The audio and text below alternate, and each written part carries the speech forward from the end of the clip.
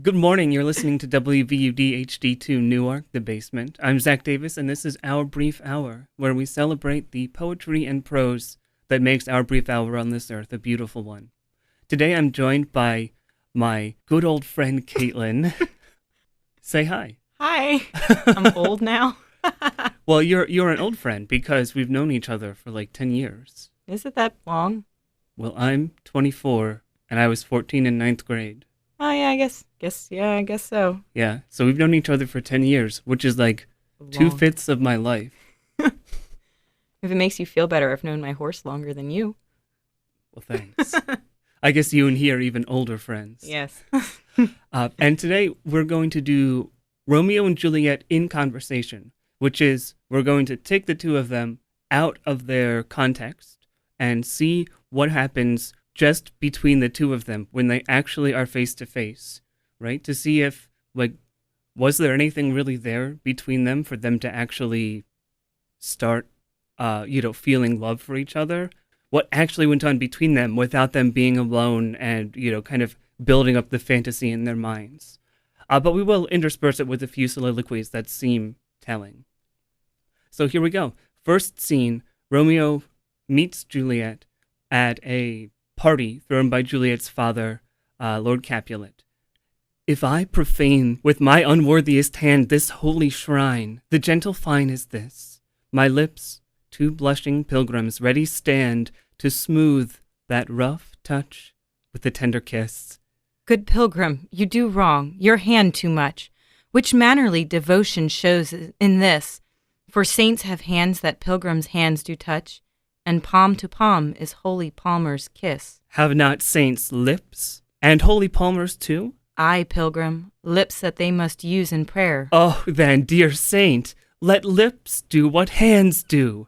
They pray, grant thou, lest faith turn to despair. Saints do not move, though grant for prayer's sake. Then move not, while my prayer's effect I take. Thus, from my lips, by yours, my sin is purged. Then have my lips the sin that they have took. Sin from thy lips, oh, trespass sweetly urged. Give me my sin again. You kiss by the book. Which, I don't know, is one of the best kind of put-downs I think you could possibly give to someone, right? You've kissed by the book, please. Well, or it could be a compliment. I mean, like, I've been reading about this. This is a textbook kiss. This is great. You did a you good got job. Everything right. You got the allusions to religion. You've got the whole thing going. So here, of course, is one of the most famous scenes in all of Shakespeare's oeuvre, the balcony scene, where after the party, Romeo hides from his buds and sneaks toward the back of Lord Capulet's house where he finds Juliet hanging out on the balcony before she goes to bed. Because that's not creepy. Yeah, which isn't creepy at all. But soft, what light through yonder window breaks? It is the east, and Juliet is the sun. Arise, fair sun, and kill the envious moon, who is already sick and pale with grief, that thou, her maid, art far more fair than she. Be not her maid, since she is envious. Her vestal livery is but sick and green, and none but fools do wear it. Cast it off. It is my lady. Oh, it is my love. Oh, that she knew she were. She speaks, yet she says nothing. What of that? Her eye discourses. I will answer it. Ah, I am too bold. 'Tis not to me she speaks. Two of the fairest stars in all the heaven, having some business, do entreat her eyes to twinkle in their spheres till they return. What if her eyes were there, they in her head? The brightness of her cheek would shame those stars, as daylight doth a lamp. Her eyes in heaven would through the airy region stream, so bright that birds would sing and think it were not night. See how she leans her cheek upon her hand. Oh, that I were a glove upon that hand, that I might touch that cheek. Ay me. She speaks. Oh, speak again, bright angel! For thou art as glorious to this night, being o'er my head as is a winged messenger of heaven unto the white, upturned, wondering eyes of mortals that fall back to gaze on him when he bestrides the lazy pacing clouds and sails upon the bosom of the air. O Romeo, Romeo, wherefore art thou, Romeo? Deny thy father and refuse thy name, or if thou wilt not, be but sworn my love, and I'll no longer be a Capulet. Shall I hear more, or shall I speak at this? 'Tis but thy name that is my enemy. Thou art thyself, though not a Montague. What's Montague? It is nor hand, nor foot, no arm, nor face, nor any other part belonging to a man. Oh, be some other name. What's in a name? That which we call a rose by any other name would smell as sweet, so Romeo would, were he not Romeo called, retain that dear perfection which he owes. Without that title, Romeo, doff thy name, and for that name which is no part of thee, take all myself. I take thee at thy word. Call me but Love, and I'll be new baptized. Henceforth I never will be Romeo. What man art thou that thus bescreen in night, so stumblest on my counsel? By a name I know not how to tell thee who I am. My name, dear saint, is hateful to myself, because it is an enemy to thee. Had I written it, I would tear the word. My ears have not yet drunk 100 words of that tongue's utterance, yet I know the sound. Art thou not Romeo, and a Montague? Neither, fair saint, if either thee dislike. How camest thou hither? Tell me, and wherefore? The orchard walls are high and hard to climb, and the place death, considering who thou art. If any of my kinsmen find thee here. With love's light wings did I o'erperch these walls, for stony limits cannot hold love out. And what love can do that dares love attempt? Therefore thy kinsmen are no let to me. If they do see thee, they will murder thee. Alack, there lies more peril in thine eyes than 20 of their swords. Look thou but sweet, and I am proof against their enmity. I would not for the world they saw thee here. I have night's cloak to hide me from their sight. And but thou love me, let them find me here. My life were better ended by their hate than death prorogued, wanting of thy love. But whose direction foundest thou out this place? By Love, who first did prompt me to inquire. He lent me counsel, and I lent him eyes. I am no pilot, yet wert thou as far as that vast shore washed with the farthest sea, I would adventure for such merchandise. Thou knowest the mask of night is on my face, else would a maiden blush bepaint my cheek. For that which thou hast heard me speak tonight, fain would I dwell on form, fain deny what I have spoke, but farewell compliment. Dost thou love me? I know thou wilt say aye, and I will take thee at thy word. Yet if thou swearest, thou mayest prove false. At lovers' perjuries, they say, Jove laughs.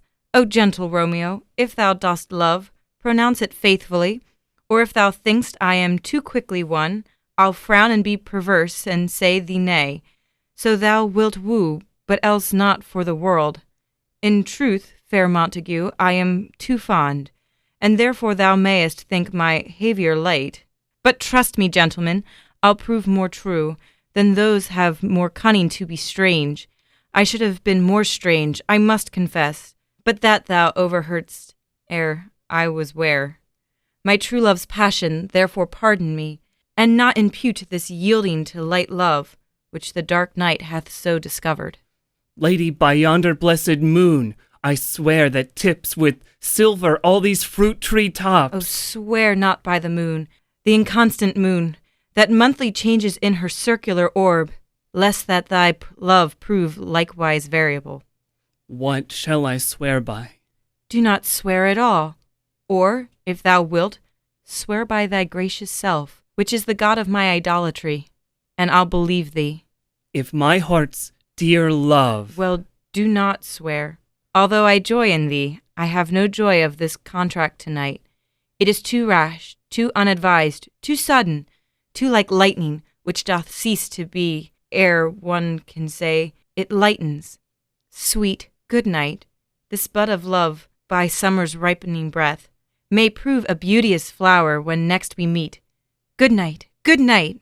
A sweet repose and rest come to thy heart as that within my breast. Oh, wilt thou leave me so unsatisfied? What satisfaction canst thou have tonight? The exchange of thy love's faithful vow for mine.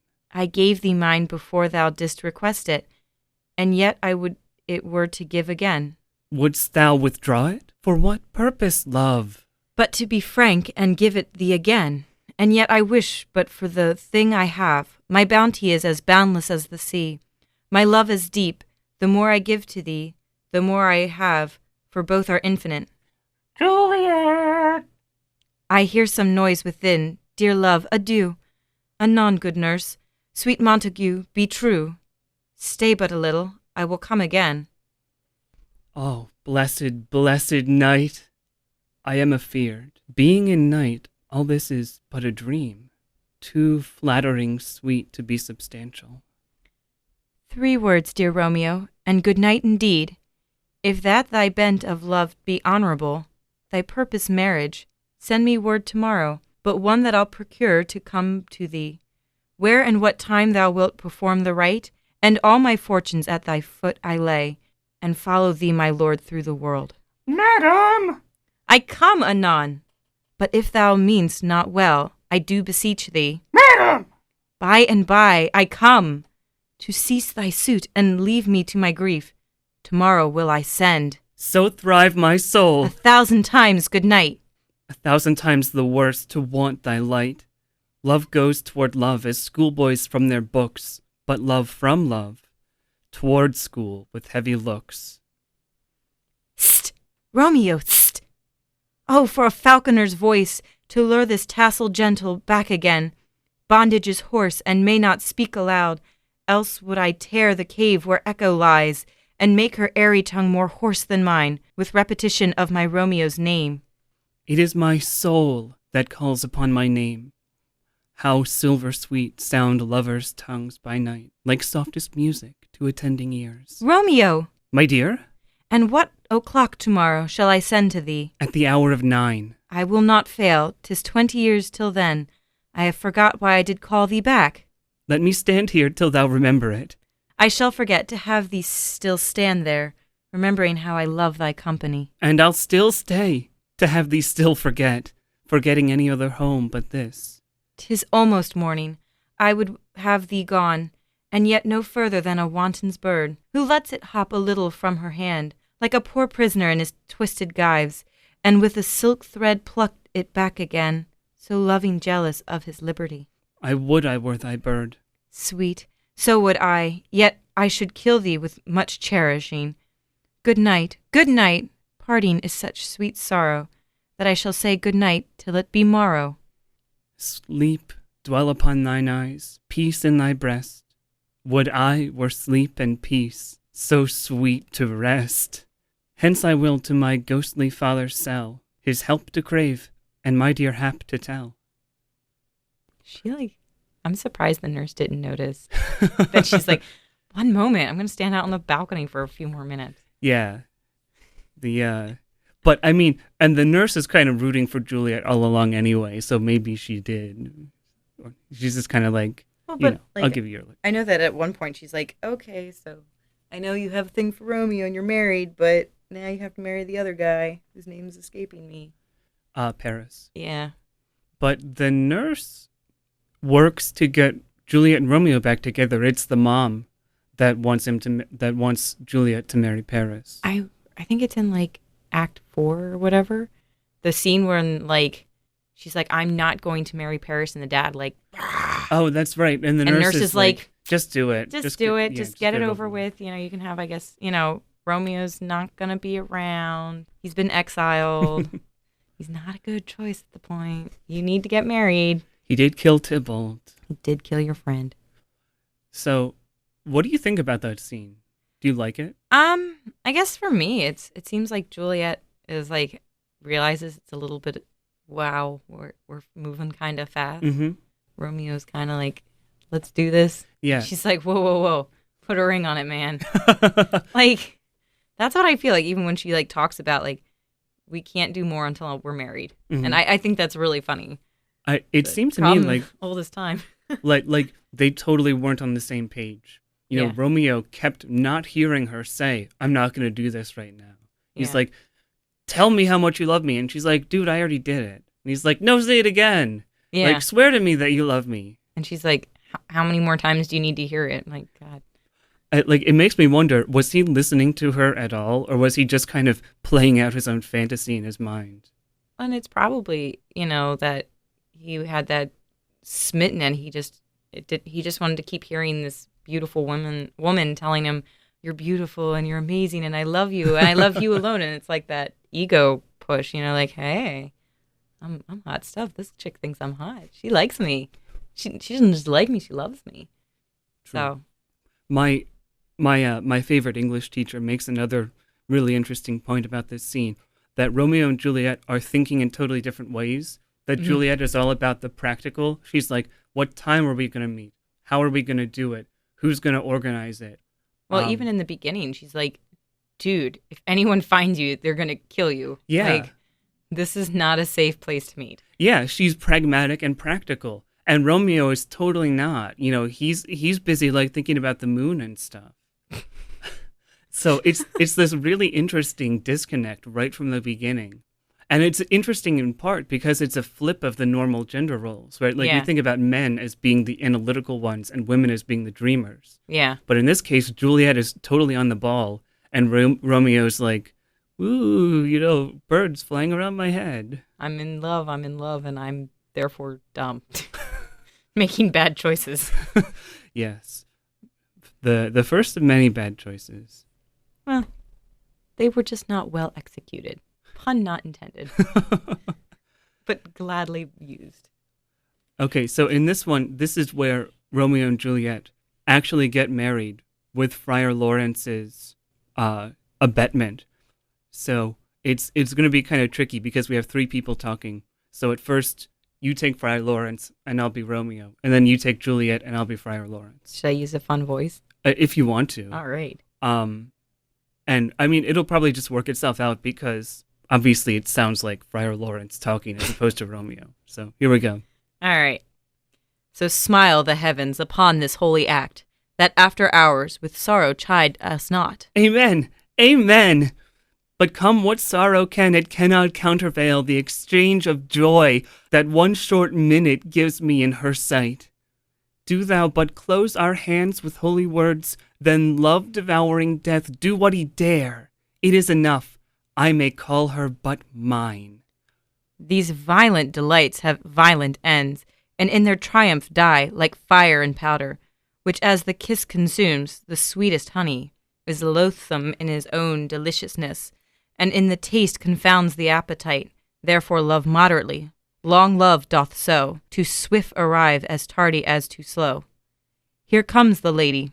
Oh, so light a foot, will ne'er wear out the everlasting flint. A lover may bestride the gossamer that idles in the wanton summer air, and yet not fall.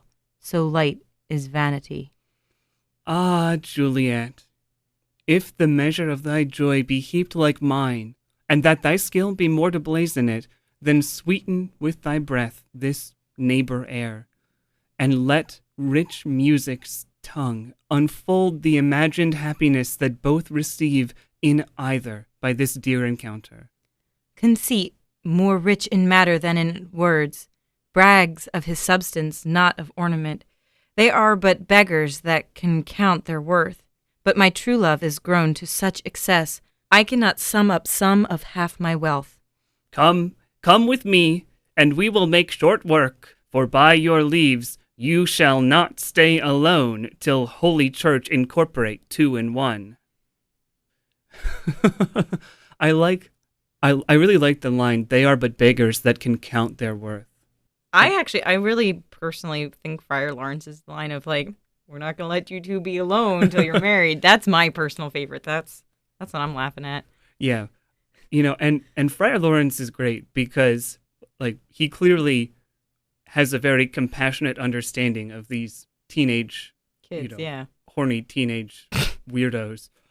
But at the same time, I think it's a really legitimate question to ask, is he culpable in this because he abets them in making what seems like he should be an adult figure who knows better than to do something this rashly. Well, even when he's in the beginning and he's like, these violent delights have violent ends. Mm-hmm. Foreshadowing. Right, right. Sorry if I, spoil the end for anybody here. But spoiler alert.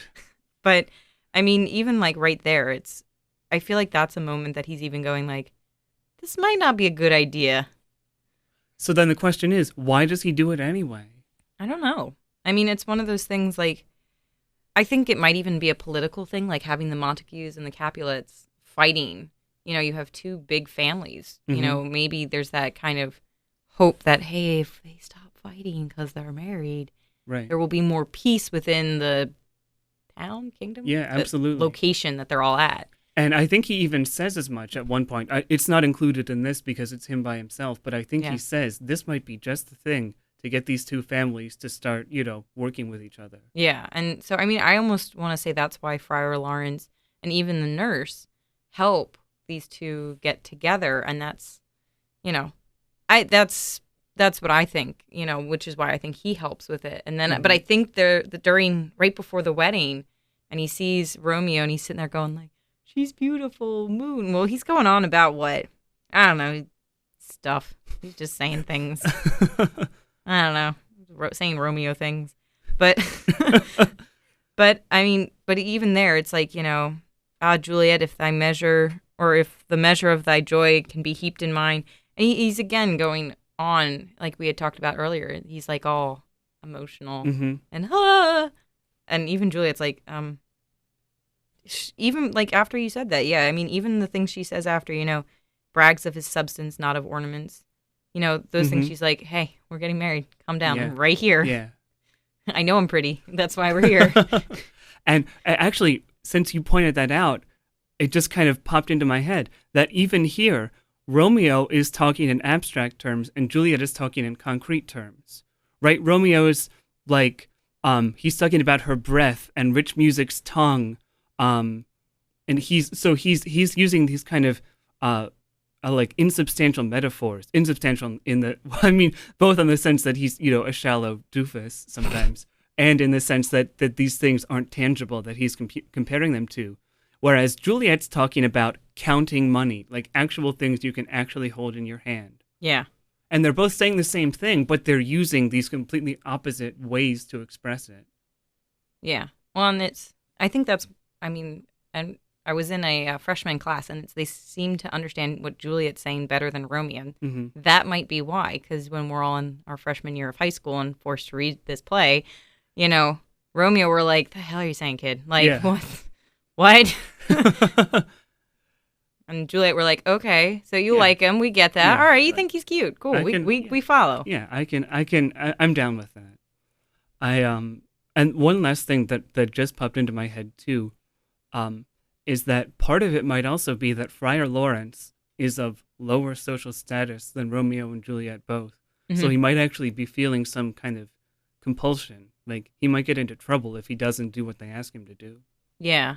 That might be something that's why he's nervous. Mm-hmm. That whole, they're going to say, well, Mr. Friar Lawrence said it was okay. And then, but I mean, he's also, he's like, what, a monk he's a friar. He's a friar, yeah. So, I mean, I don't know how much trouble he can get in because even though he might not wealth-wise, he is church, and church is supposedly higher than state, at least in this time.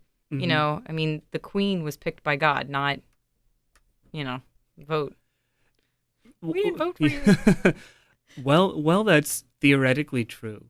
In Renaissance Italy, which is presumably where this is set, the church was almost synonymous with corruption. Oh, like, okay. People actually made jokes like, oh, he's so corrupt, he might as well be a churchman and stuff like that. Oh, okay. So I think that this became such a political thing and so not a spiritual thing that I don't think people would have any trouble at all really busting Friar Lawrence if they were really ticked off at him. Oh, okay. But he's Friar Lawrence, and he's the nice guy. Yeah, he's the not nice corrupt. Guy. He's well, he's not corrupt. Although, maybe he's kind of neglecting his duty as a parental figure. But on the other hand, it's like some kids are really mature enough to make weighty decisions. I think we do them a disservice by just assuming that everyone under the age of 18 is completely unable to make any decisions about their lives. No, and there are some kids that are able to rise up to the challenge of adulthood, like early on. I mean, there's kids that are, they like emancipate themselves from their parents when they're like 15, 16, and they actually can do it. But there's a lot more that can't. Like, that's like an exception, not a rule. Yeah. Romeo, probably not one of those kids. Yeah. Juliet, I don't know. Maybe, although we'll have to read on and see if she stays practical. All right. So in this next scene, you'll be Juliet and I'll be the nurse. That's a long line. And this is Juliet after marriage, waiting for Romeo to arrive that night. Brown chicken, brown cow. It's the best joke ever. Don't hate. All right, we gotta stretch before we say this monologue. All right. Gallop apace, you fiery-footed steeds, towards Phoebus' lodgings, such a wagoner, as Phaeton would whip you to the west, and bring in cloudy night immediately. Spread thy close curtain, love-performing night, that runaway's eyes may wink, and Romeo leap to these arms, untalked of and unseen. Lovers can be seen to do their enamorous rites. By their lovers, I need to stop. Yeah. This is getting really silly. It's a silly speech. It really is. I don't know how the actors who do this show don't crack up. All right. Serious. Where was I? Lovers can see. Lovers can see to do their amorous rites by their own beauties, or, if love be blind, it best agrees with night. Comes. Come, civil knight, thou sober-suited matron, all in black, and learn me how to lose a winning match. I don't remember this being so funny. Right, well, because now I'm we're an adult. 10 years older, and we get it. Played for a pair of stainless maidenhoods, hood my unmanned blood, bating in my cheeks, with thy black mantle, till strange love, grow bold, think true love acted simple modesty. Come, night, come, Romeo, come thou day and night, for thou wilt lie upon the wings of night, whiter than new snow on a raven's back. Come, gentle night, come, loving, black-browed night, give me my Romeo, and when he shall die, take him and cut him out in little stars, and he will make the face of heaven so fine that all the world will be in love with night, and pay no worship to the garish sun. Oh, I have bought the mansion of a love, but not possessed it, and, though I am sold, not yet enjoyed. So tedious is this day, as is the night before some festival, to an impatient child that hath new robes, and may not wear them. Oh, here comes my nurse, and she brings news, in every tongue that speaks, but Romeo's name speaks heavenly eloquence. I've bought the mansion, but Romeo hasn't moved in yet. But yeah. That's what she said. I mean, here we go. That's what she's saying over and over again. Yeah. Like, what are the two words that are repeated in this monologue over and over again? Well, Romeo. Well, yeah. Yeah, but it's that, like, here, she's pretty much, well, what is the words? I don't know. Come and night. Come night. Like, get it? Oh, my goodness. Yeah, she does say come a lot. Yeah. Like a lot. Yeah. I mean, that's no accident. And I don't know. Like, maybe it's good that freshmen don't really know what that monologue says. Yeah. Or the teacher wouldn't be able to get through it. Well, I remember our teacher focused on the night part and kind of glossed over the come part. and I just listening to it, thinking about this new way I see Juliet as the kind of the logistical, pragmatic one. Like she's trying to figure out how they're going to see each other with the lights off. Like that's what's on her mind. Like I want to see him without his clothes on, but it's dark out. Yeah, but so how's it going to work? I don't know. I love Juliet. All right, so all right, now we have to get serious again. Enter nurse. With cords. Oh. Now, nurse, what news? What hast thou there? The cords that Romeo bid thee fetch? Aye, the cords. Hold on. Cords like in rope? I believe... It's really kinky honeymoon night. Honey, it's Juliet. Juliet is a super deviant person, and I love her for it. It's not chords like he's going to tie me up with them. It's chords like some kind of symbol. Oh, okay. Because I'm like, the chords, she throws them down. What the heck are we doing here? So we're just going to gloss over the fact that the nurse I'm going to consider it rope. Just brings rope into the bridal suite. Like, so Romeo said he wanted this. Yeah, I don't know. Yeah. I don't care. Here we go. Yeah. I mean, I'm not making judgments as the nurse. You and Romeo. That's not my can job. do whatever You're you want to do. Okay. Oh.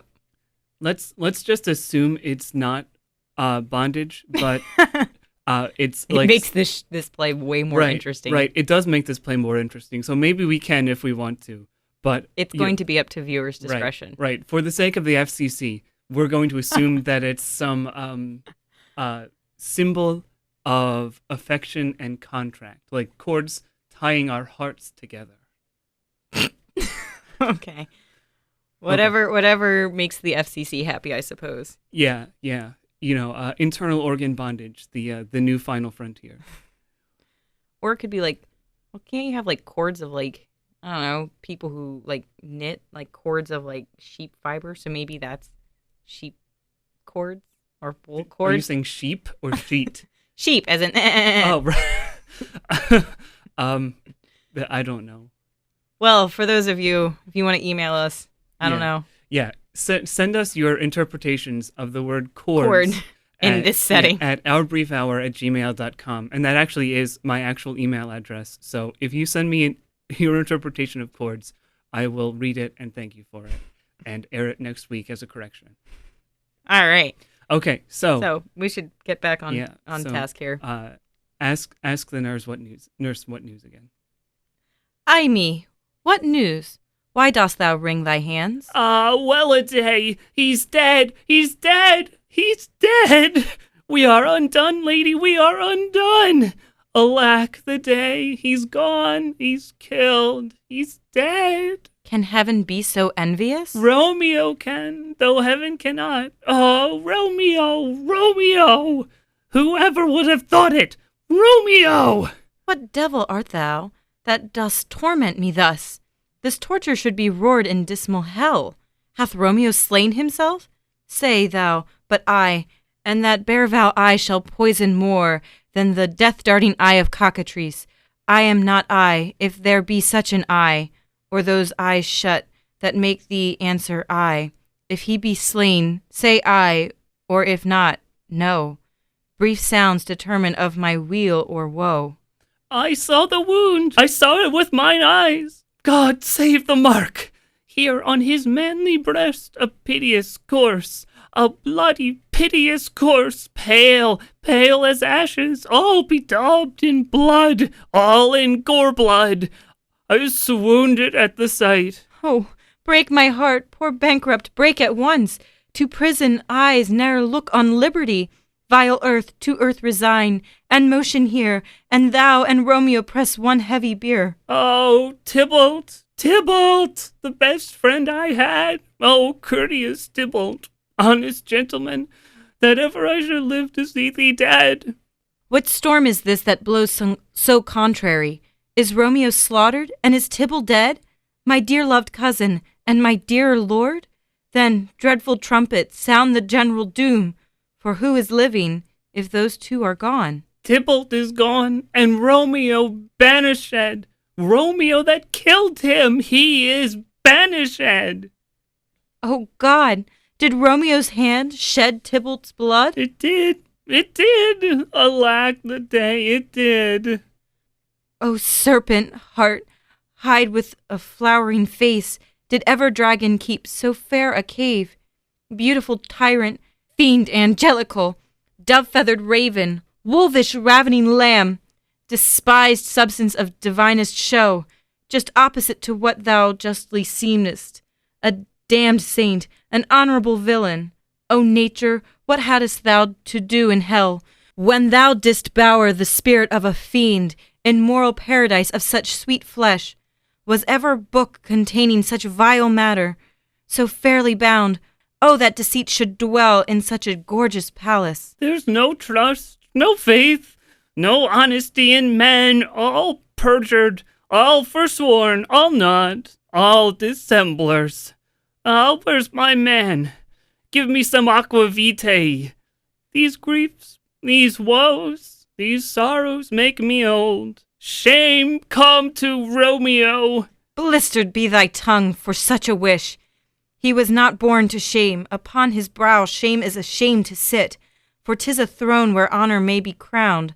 Sole monarch of the universal earth.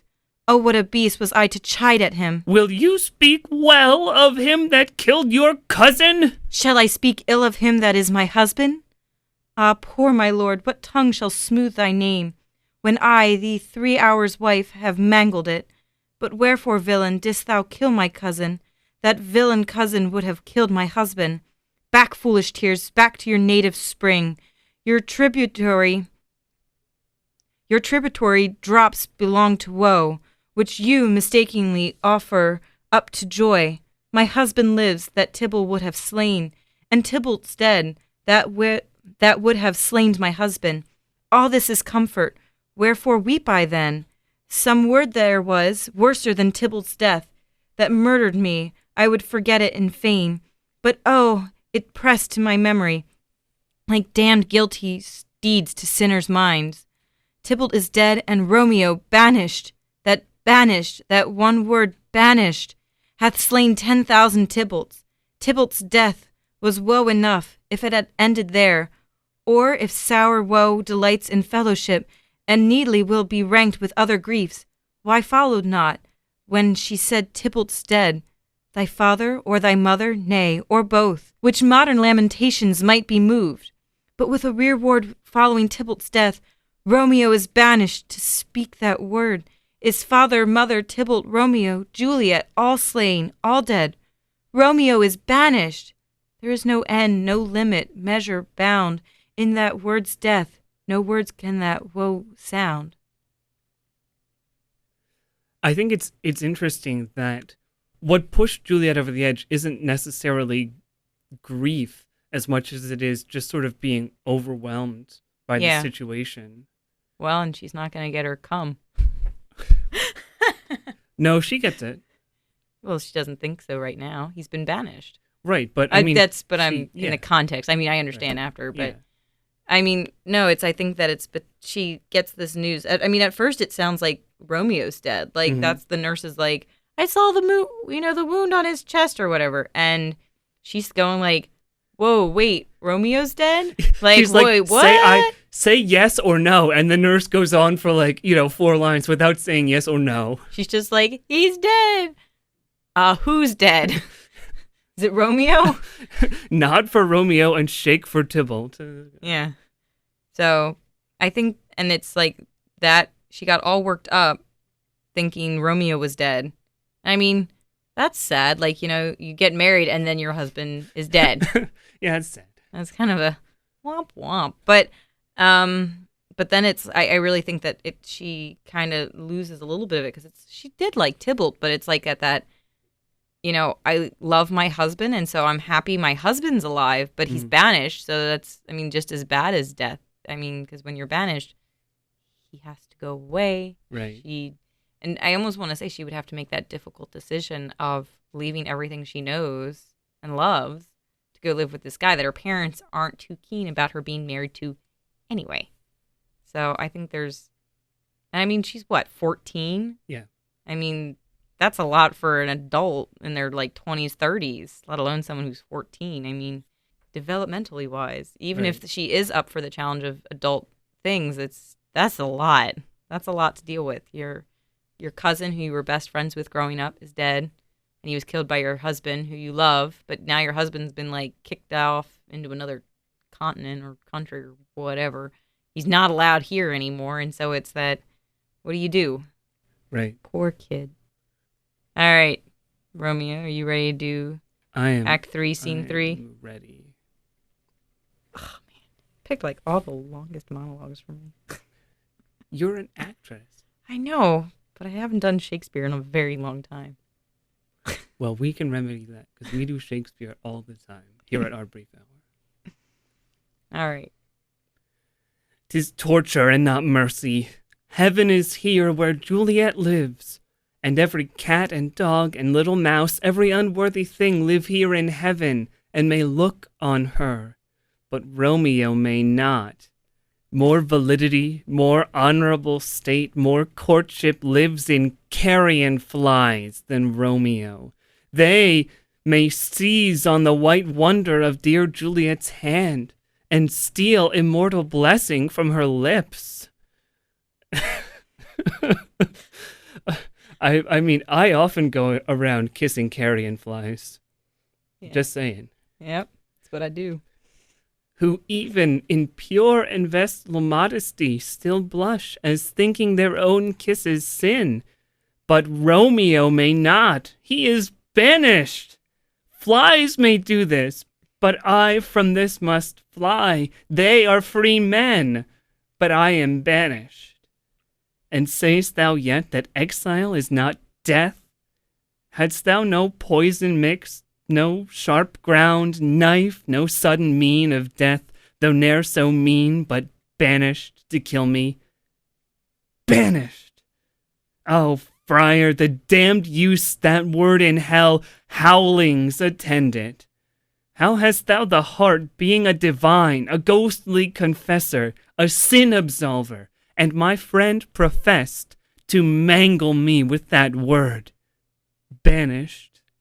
I'm not gonna lie, it sounded like some of the words made me think of like Gollum, like, this is not precious. Like, it just has moments like, Romeo can't do this. Like, honey, that's you. Just in case you forgot. That's why I was laughing over here. Oh, okay. I was like, I didn't think that particular part was funny, but no, it was just like, Romeo can't do this. That's right. Romeo was a bad boy, and he has to sit in timeout corner now. Romeo wants to do this though. But it was Tybalt's fault. Romeo, Tybalt's dead, and it's your fault. If all your friends jumped off a bridge, would you? If Tybalt jumped off a bridge, would you jump off too? No. All right, here we go. Now Romeo is off stage, and Juliet is talking to Friar Lawrence. Tell me not, friar, that thou hearest of this, unless thou tell me how I may prevent it.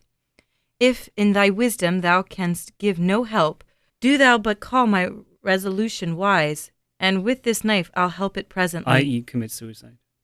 God joined my heart and Romeo's, thou our hands, and ere this hand by thee to Romeo sealed, shall be the label to another deed, or my true heart with treacherous revolt turn to another, this shall slay them both.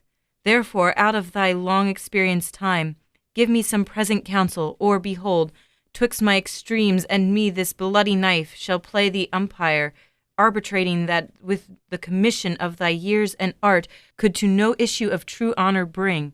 But not so long to speak, I long to die, if what thou speakst speak not of remedy. So this is Juliet, the master manipulator, right? Yeah. She's like, dude, help us out or I'm killing myself. Yeah, not only is she blackmailing him with her own suicide, but she's saying, like, if you go through with, if you don't help me get to Romeo, you're going to have to marry me to Paris, and that means you're going to be complicit in a sin. Because you know I'm already married to someone because you married me. Yeah, because you did it. Yeah. Like, Juliet was the first feminist here, man. Just saying. She's like, do it my way. Be logical, be practical. Well, and then kill yourself over a man. Well, that's, we can just sweep that under the rug. Up to that point. Well, she saw something. She wanted it. She went for it. Exactly. You know, and you have to, if you're fighting for true sexual equality, you have to admit, you have to grant someone the leave to do what they want. All right. So this is the next spot. She's thinking even more about how awful it's going to be to marry Paris. Oh, bid me leap rather than marry Paris from off the battlements of yonder tower, or walk in thievish ways, or bid me lurk where serpents are, chain me with roaring bears, or shut me nightly in a charnel house, or covered quite with dead man's rattling bones, with reeky shanks and yellow chapless skulls, or bid me go into a new-made grave, and hide me with the dead man in his shroud, things that, to hear them told, have made me tremble, and I will do it without fear or doubt, to live an unstained wife to my sweet love. Yeah, I think a charnel house is like a brothel. Yeah. I don't know. What is a charnel house? We should look it up. Oh, sorry, I'm wrong. A building or vault in which corpses or bones are piled. That's what it was sounding like when she was talking about, dead man's rattling bones. Like what? She's just gonna hang out in a box with charnel house. Yeah, makes sense. All right. This is one of the reasons I love Juliet, because she's starting to inch towards over dramatic right now, though. Well, I mean, yeah, obviously she's inching toward, she's bringing the drama, but she has such a bizarre, morbid imagination, right? This is the stuff she hangs out thinking about. If I have to marry Paris, I would rather be in a tomb full of dead bodies and skeletons and be all in the creepy zones. It's dude, he's not that bad. Yeah, and she's not just I'd rather be dead than marry Paris. She goes on for 12 lines about all the ways she could be hanging out with moldering corpses. So yeah. I don't know. I just get this sense that Juliet has this fascinating, bizarre, Tim Burton-esque imagination. She seems like someone who would be really interesting to know. I don't know. I think she might have been one of those emo kids that, in high school. That's I don't know, because it's she's very smart, but it's when things don't go her way, she gets. I mean, her parents are you have to get married to Paris, and she's I'd rather not. And instead of just trying to figure out another way, she's going with the I'd rather be dead. I'd rather be hanging out with snakes and bears and already dead people. She's getting a little calm down, child. I'm sticking with my morbid imagination theory. Okay. I mean, isn't part of being an emo kid kind of putting on the public display of it? Yeah. And I mean, she's not acting this out in public. I don't know. We don't see her ever in a public scene. I don't know if she even leaves her house. And she kind of pulls this whenever her parents are around. She's oh my God. I'd rather be living with snakes and bears and dead people than marry Paris. She wasn't saying that to her parents. She was just kind of musing. Well, I think it's because her parents kind of leave her in her room and are we'll see you when you're an adult. Yeah, basically. All right, this next scene is moving right along. This next scene is the morning after, when Juliet and Romeo are lying in bed together. Oh. Wilt thou be gone? It is not yet near day. It was the nightingale, and not the lark, that pierced that fearful hollow of thine ear. Nightly she sings on yonder pomegranate tree. Believe me, love, it was the nightingale. It was the lark, the herald of the morn. No, nightingale, look, love, what envious streaks do lace the severing clouds in yonder east. Night's candles are burnt out, and jocund day stands tiptoe on the misty mountain tops. I must be gone and live, or stay and die. Yon light is not daylight, I know it, It is some meteor that the sun exhaled, to be thee this night a torch-bearer, and light thee on thy way to Mantua. Therefore stay yet, thou needest not to be gone. Let me be ta'en, let me be put to death, I am content, so thou wilt have it so. I'll say yon grey is not the morning's eye, 'tis but the pale reflex of Cynthia's brow. Nor that is not the lark, whose notes do beat the vaulty heaven so high above our heads, I have more care to stay than will to go. Come, death, and welcome, Juliet wills it so. How is't, my soul? Let's talk, it is not day. It is, hie hence, be gone away. It is the lark that sings so out of tune, straining harsh discords and unpleasing sharps. Some say the lark makes sweet division. This doth not so, for she divideth us. Some say the lark and loath toad change eyes. Oh, now I would they have changed voices too. Since arm from arm that voice doth us affray, hunting thee hence with hunts up to the day. Oh, now be gone, more light and light it grows. More light and light, more dark and dark our woes. My lady mother is coming to my chamber. The day is broke, be wary, look about. Then window, let day in, and let life out. Farewell, farewell, one kiss and I'll descend. Art thou gone so? Love, lord, husband, friend, I must hear from thee every day in the hour, for in a minute there are many days. Oh, by this count I shall be much in years, ere I again behold my Romeo. Farewell, I will omit no opportunity that may convey my greetings, love, to thee. Oh, thinkest thou we shall ever meet again? I doubt it not, and all these woes shall serve for sweet discourses in our time to come. O God, I have an ill-divining soul. Methinks I see thee, now thou art below, as one dead in the bottom of a tomb. Either my eyesight fails, or thou lookest pale. And trust me, love, in my eye so do you. Dry sorrow drinks our blood. Adieu, adieu. O fortune, fortune, all men call thee fickle. If thou art fickle, why dost thou with him? That is renowned for faith. Be fickle, fortune, for then I hope thou wilt not keep him long, but send him back. All right. Yeah, so... All right. Now Juliet's hanging out in her bedchamber with a dagger in one hand and the vial that Friar Lawrence has given her in the other, which will make it look like she's dead, but not actually die. I have a faint cold fear thrills through my vein that almost freezes up the heat of life. I'll call them back again to comfort me. Nurse, what should she do here? My dismal scene I needs must act alone. Come, vial. What if this mixture do not work at all? Shall I be married then tomorrow morning? No, no, this shall forbid it. Lie thou there.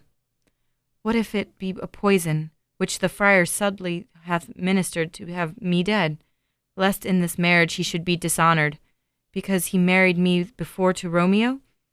Fear it is, and yet methinks it should not, for he hath still been tried a holy man. How if, when I am laid into the tomb, I wake before the time that Romeo come to redeem me? There a fearful point. Shall I not then be stifled in the vault, to whose foul mouth no healthsome air breathes in, and there die strangled ere my Romeo comes? Or, if I live, is it not very like the horrible conceit of death and night, together with the terror of the place, as in a vault an ancient receptacle, where for these many 100 years the bones of all my buried ancestors are packed, where bloody Tybalt, yet but green in earth, lies festering in his shroud, where, as they say, at some hours in the night spirits resort. Alack, alack, it is not like that I, so early waking, what with lonesome smells, and shrieking like mandrakes torn out of the earth, that living mortals hear them run mad. Oh, if I wake, shall I be distraught, environed with all these hideous fears, and madly play with my forefathers' joints, and pluck the mangled Tybalt from his shroud, and, in this rage with some great kinsman bone, as with a club dash out my desperate brains? Oh, look, methinks I see my cousin's ghost, seeking out Romeo, that did spit his body upon a rapier's point. Stay, Tybalt, stay! Romeo, I come. This do I drink to thee. God, I love Juliet. This is one of my favorite monologues from this play. And it's like, okay, you creep, but I love her imagination. Like, she's such a little crazy. Yeah. I think I would be friends with Juliet if I met her, but I don't think I would be friends with Romeo. I think Romeo Yeah. would just irritate me. Yeah. Romeo strikes me as like the pretty boy. Mm. Like he's just very attractive and he's very likable, but there's no substance. Whereas Juliet, yeah, I agree, has a lot more substance, but she's a tad cray. Like, and by a tad, I mean a lot. Like, she's the girl that like has crazy eyes out all the time, and you're like, oh, her boyfriend breaks up with her, and she goes, and you're like, it's okay, calm down, don't kill him and his family, don't slash his tires. Like, she's that girl that would slash his tires or cut his brake lines. I don't know about I don't that. Well, we never get to the point that we find out what would happen if someone broke up with her. Okay, All right. so this is Romeo in Mantua, waking up the next day.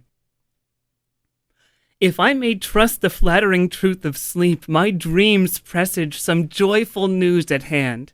My bosom's lord sits lightly in his throne, and all this day an unaccustomed spirit lifts me above the ground with cheerful thoughts.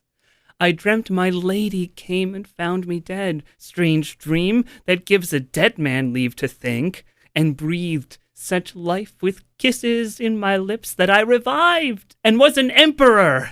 Ah me, how sweet is love itself possessed, when but love's shadows are so rich in joy.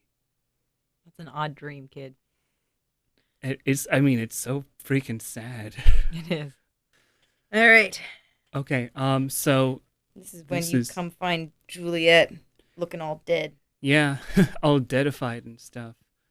Oh, wait. Did Paris die in this? Yeah, How did Paris die? I think Romeo kills him. Man, Romeo, you can't kill everybody that doesn't agree with you. Well, okay. I mean, Tybalt was a little on the aggressive side, and he had already killed Mercutio, Romeo's bestie. Yeah. Like, But that one I get. But like, what did Paris do? I feel like Paris was just like standing there. I feel like, I don't know. I don't really remember, but yeah. I mean, like, other than the fact that Paris is getting in the way of the characters we've come to care about, like, he isn't actually a bad guy, really. he's just a guy in a bad spot. Yeah, it's like, it's not his fault that Juliet got married to some weirdo the night before. Well, he didn't know. Yeah, exactly. The parents didn't know. And he, I think, if I remember right, he was like at her grave mourning her when Romeo shows up, and he's like, ho ho, I'm here to mourn my Juliet better than anyone else. And Poor it's like, Paris. poor Paris, yeah. Guy needs a hug. Guy needs a serious hug. But he's not going to get one, except maybe by Juliet's moldering corpse or something equally, That would be really ironic if, like, the families, when, like, all was said and done, put Paris and Juliet in, like, the same tomb and, like, Romeo in another county. No, you know what would be really ironic? Like, zombie Juliet and zombie Paris falling in love and having, like, lots of zombie children. Can zombies have children? I don't think so. They could adopt zombie children. Yeah, they go and find some dead babies and adopt them. Well, it is during the Renaissance, so there's probably a Right. plethora of them. Yeah, and Juliet probably knows the location of every one. She probably has like a little list in her room of like dead babies. All right. So Romeo has just killed Paris outside the Capulet family tomb. A grave. Oh no! A lantern!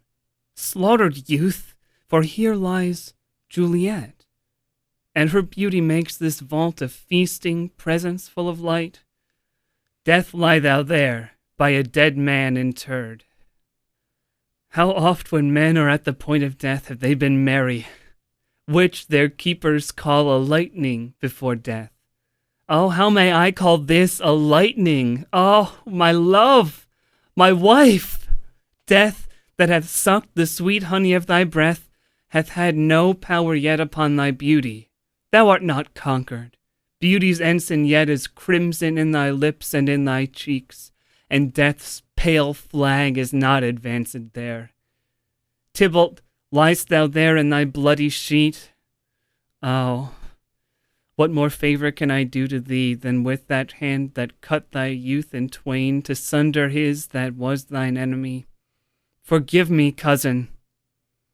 Ah, dear Juliet, why art thou yet so fair, Shall I believe that unsubstantial death is amorous, and that the lean, abhorred monster keeps thee here in dark to be his paramour?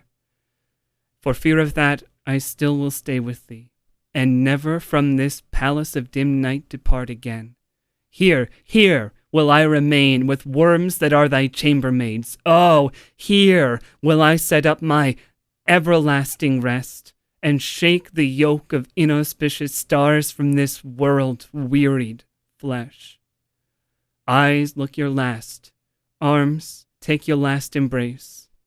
And lips, oh, you the doors of breath, seal with a righteous kiss a dateless bargain to engrossing death.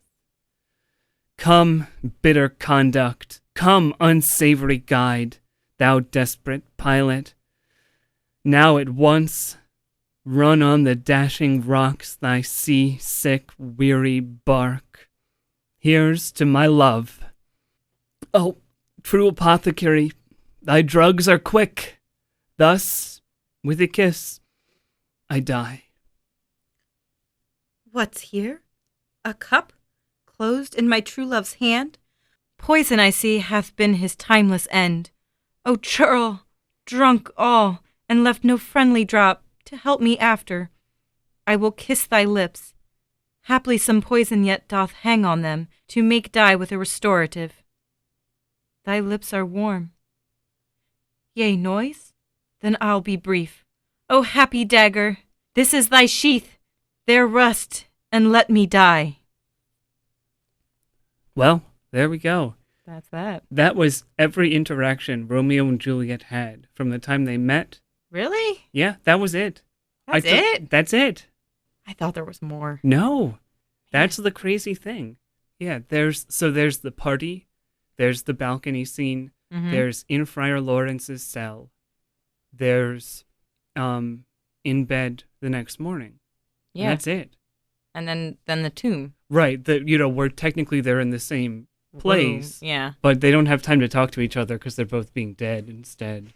That's kind of a bummer. I mean, for me, one of the things that, like, as I've grown older, I started thinking about Romeo and Juliet was a play that was a lot about how we love the people we create in our heads more than the people themselves. Well, what is it? The worst thing you can do is, like, fail someone else's expectations. Mm-hmm. Like, if you meet someone and you're like, oh, they're going to do great things or they're going to love me like this, and then they don't, it makes them a horrible person in your head. But they never made those promises, but you made that character, you made that creation. Right. And, the worst part of that is that you have no control over it whatsoever. Yeah.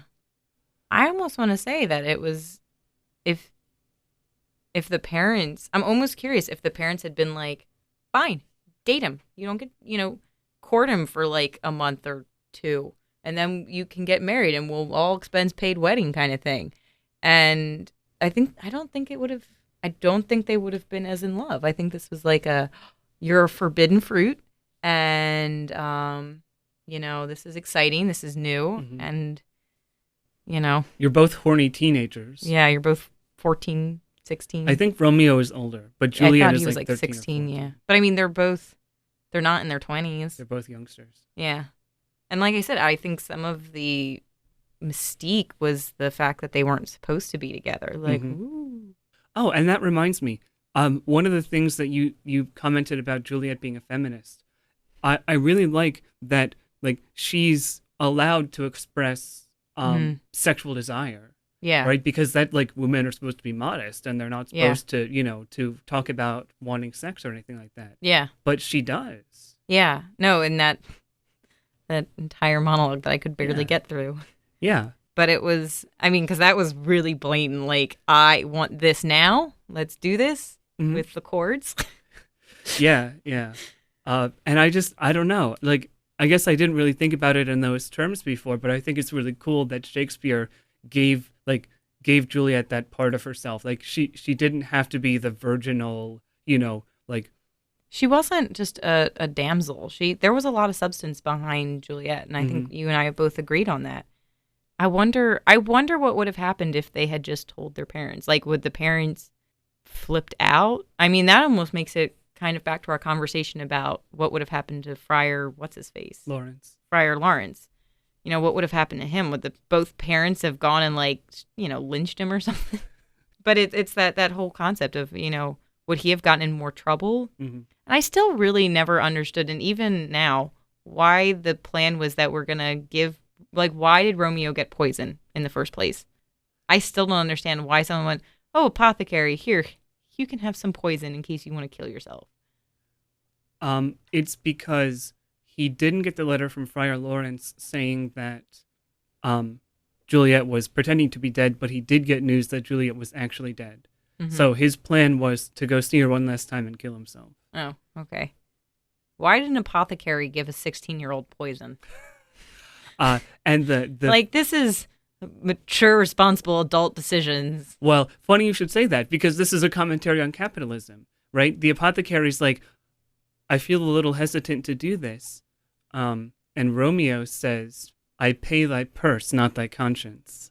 Ah. Yeah, there you go. And then he ends up with the poison, you know? So, well, geez. We should have had regulations that you can't spend. Yeah. This is, all right, now we're touching into politics. And yeah. 16-year-olds are not allowed to buy mortal poisons. Any final thoughts? I mean, it was fun to go back through this. I mean, especially now reading some of these scenes as someone in their mid-20s, that's really different. Like, because when I read it, I was 14. Mm-hmm. And, I mean, I heard of it. I was familiar with the plot concept of, you know, star-crossed lovers that die in the end. But right. I think it's really funny, like, because going back, there's a lot of more, like, raunchy things. And it's like, how did they let freshmen read this? Right. But it's because it totally doesn't register. Like, you're trying to get past that language. I call it a language barrier, because even though it's English, it's not current English. And so, right. Yeah, I mean, it's kind of like, it's not exactly the same, but it's kind of the equivalent of missing all the pop culture references or something. Like, you're missing all the slang that's part of the joke. Mm-hmm. Like, we don't necessarily associate night with sex the way, you know, maybe Shakespeare's audience would have. Yeah. Okay, yeah. Final question. Final was answer. Was there any love at all between the two of them? I don't think so, but I'm big on that love. Like, there might have been that, like, first level of love, like that infatuation, puppy love kind of stage. But was there that deep, long-lasting love that would withstand the test of time? It was too early. Like, honestly, you know, they haven't, you know, besides the fact that their parents don't like each other, that's not really, they have one hiccup in the road and they both die. Like, okay, that's intense. Like, that's intense, but I don't know if that's necessarily love. That might just be frustration, and especially because they both strike me as fairly sheltered kids. Mm-hmm. They wouldn't have known an alternative. Does that make sense? Yeah, it does. I don't know. What do you think? Do you think there's, like, love here? Like, deep, lasting, stands the test of time through different universes? I think there's the potential to be. Yeah. I mean, I agree with you that love can't really exist in, like, the initial feeling. Mm-hmm. But what I ultimately think is that you have to work at it, you know, because no two people are going to match perfectly. Like, there isn't any such thing truly as lovers that were fated to be. But I think that they had elements that might have contributed to a successful relationship. Mm-hmm. You know, they liked each other a lot. They had different and complementary personalities. Well, you know, arguably complementary, right? Yeah. They obviously had the desire to take pretty big actions, you know, for each other, right? And who knows how long that'll last, but I think there were indications that it might have. Because I do believe that there are soulmates, for lack of better terms, like people that you are destined to be with, whether it's just a friendship or just people that you become very close with. Like, I always think back to the Greek mythology that Zeus split people. You know, people used to have 2 faces, 4 arms, 4 legs, and that was humans, and he was so afraid of them that he split them and put them on other ends of the world so that they were always looking for the other one. And I do believe that that is a real thing because there are some people you meet and you can't explain why you hit it off so well. And it's like you know this person and you've known them forever, even though you've only known them for maybe a couple hours. So, I mean, the potential's there, but to me, you can't really know if it's just infatuation or if it's the real deal until you've allowed that period to go longer than a couple months, if that long. I don't even know how long. I think this is a story that doesn't even span a whole month. I'm not sure. Oh, no. I mean, this is like 3 days. They meet at the party. The next day, they go to Friar Lawrence. The next day, Romeo is banished. So I think it's like within I think a it's week. like 4 days total. I mean, I'll be optimistic and say a week, but Yeah. you know, I've certainly met people who met someone and within a month they got married and it lasted and it's still going on today. I've also met people who did the same thing and had a really nasty divorce. Yeah. So I've met people that they knew someone for a long time and they both got married to different people and it didn't work out or, you know, their spouses died and then they finally married each other and it's still a lasting relationship. So I think it's hard to say if it's like real love versus that like first stage. Because I believe that there's stages, but there are people that you can meet and like you go to through those stages pretty quick. But I think time is the only thing that can tell you if it's true and lasting and like the real deal versus, you know, fireworks. So ultimately, we have to give them an incomplete. Yes, Their it's grade an incomplete. Yeah. And, Incomplete. But that's the true tragedy that their transcript is not going to be fully fleshed out ever. Yeah. Or maybe it is in another universe. Maybe their zombies are getting it on as we speak. That's a different thought. For a different night, different day. Yeah, that will be next week. Okay. Well, Caitlin, thank you so much. No for coming problem. on. This was fun. And I hope we can do a lot more shows together. Yeah. Thanks everyone for listening. Have a great Friday. Have a great weekend, and take care. Bye-bye.